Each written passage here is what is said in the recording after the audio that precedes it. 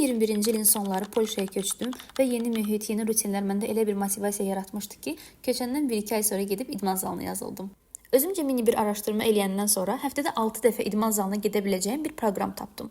Bəli, düz 6 dəfə və düşünürdüm ki, nə qədər çox idmana getsəm, o qədər tez nəticə alacağam. Neysə, mən bu mükəmməl idman proqramından başladım idman eləməyə, amma təbii ki də nə 6 dəfə idmana gedə bilirdim, nə idman formlarını düzgün eləyə bilirdim. Gedirdim idmana 1-2 hərəkəti eləyirdim, görürdüm ki, yorulmuşam və yaxud da hiss edirdim ki, kimsə mənə baxır, anxiety tuturdu məni. Gedirdim kardio aparatında, yarım saat, 1 saat vaxtımı keçirdib qayıdırdım evə. Bu formada mən 1 il məşq elədim, amma təbii ki də 1 il tam olaraq məşq eləmədim. 1-2 ay gedirdim, heç bir nəticə görmürdüm, motivasiyam düşürdü. Yenə 1 ay gedirdim, yenə 1 ay ara verirdim. Yüzlərlə idman rutini dəyişdirdim və ən önəmlisi mən o sıralar proteinin önəmini bilmirdim. Gündə sadəcə bir dənə protein tozlu shake içirdim və düşünürdüm ki, o shake mənim sehirli formada bütün protein ehtiyacımı qarşılayacaq və qalan qidalamama heç diqqət eləmirdim. Nəysə, mən bu 1 ilin sonunda çox az nəticə gördüyümə görə idmanı dayandırdım, ümumiyyətlə getməməyə başladım. Amma təbii ki də hekayəmiz burada bitmir.